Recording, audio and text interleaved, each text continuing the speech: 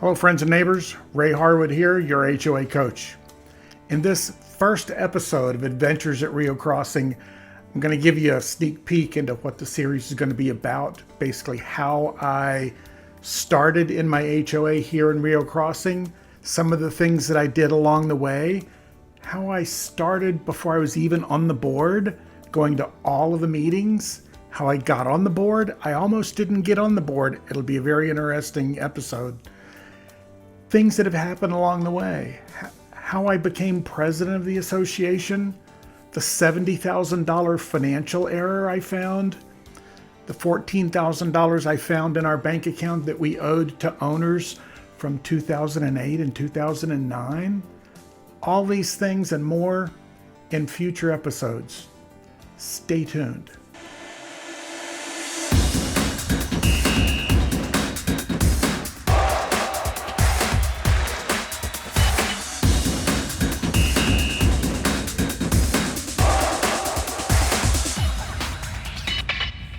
Okay, so what are these going to be like? They're going to be informal. I'm not going to edit them a lot. You're going to hear a lot of ums and uhs and things like that.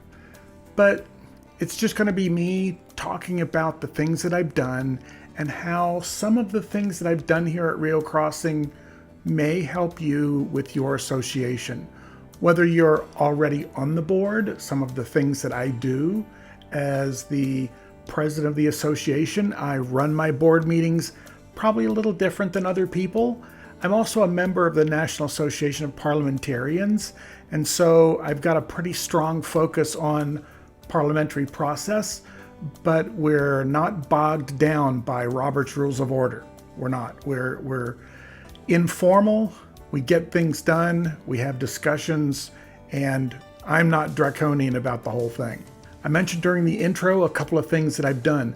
The first was, obviously, I went to all of the board meetings before I even got on the board. And I'll tell you how I managed to become friendly with some of the board members and how a couple of the board members thought I was there basically to make their lives difficult. I wasn't, but I was, you know what I mean? I wanted to make sure that they followed the rules, but I wanted them to get things done. I wanted them to make decisions the way they're supposed to. I'm going to talk about my first bid to get on the board and how we almost didn't have an election, but because I had read the rules, the CC&Rs, the bylaws, and knew what the actual rules were around the voting and the election more than anybody else that was on the board, I managed to force the issue and actually have the election take place. How I went about getting a full complement of board members on at the next election. And basically, there was a board member somewhere along the way in there that took over a meeting, basically. Became unruly, disruptive, cursing, screaming, shouting accusations. I'm going to include some audio from that meeting. And I've got audio of almost all of the board meetings that I've ever been in, and I'll probably include some of that audio just so you have an idea of how our board meetings really go. But that's what I'm planning to do with this series, and I'm hoping to put out one every week along with some of the other videos that I'm putting out. I probably will also put these out in podcast form. So if you'd rather listen to these as you're driving back and forth to work in a podcast form, check out the podcast entries as well. So that's what I'm going to do. If you like this sort of format, click the like button. If you've got some suggestions or comments of things you'd like for me to do, things you want to hear about, put those down in the comments below.